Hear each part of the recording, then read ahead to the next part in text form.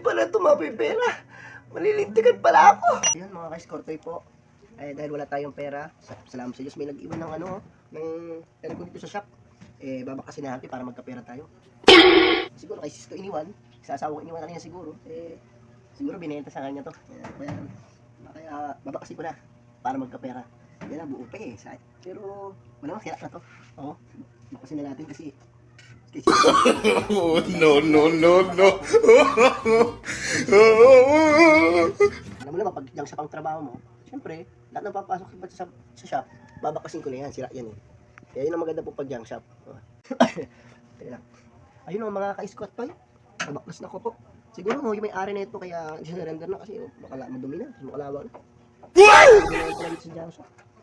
Kasi shop siguro, hindi na gagamitin to. Kaya, madumi na yun. Hindi na nilinis. Baga, kakalakali naman eh.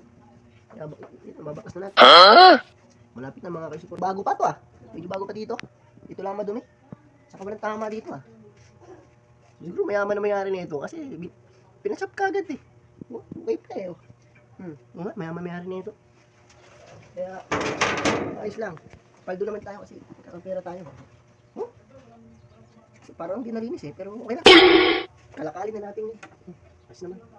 Kalakali natin. A few moments later. Ano po mga ka-squat toy? Nabakas ko na yung aircon. Tingnan nyo naman. Bakas na. Tapos ito pa. Tinatansyon ko na. Matuwa na asawa ko dito pag uwi.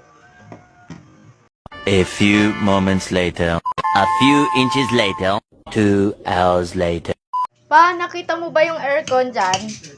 Oo ito nga Nakas ko na para may pera tayo mamaya. Hala, nabilin lang yan eh. Papalinis pa yan ni boss. Ay, gusto. Oo, papalinis pa yan ni boss. no. Oo.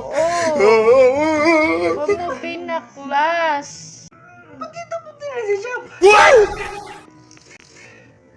Di ka muna nagtanong. Wala tumabi pera. Malilintikan pala ako. Ay, dito.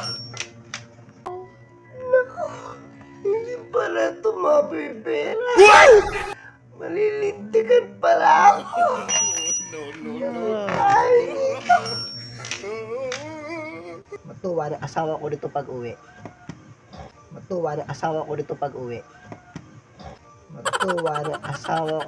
pag uwi. Hindi pala tumabi pera. Malilintikan pala ako. Ayaw, di ma. Ay, dito.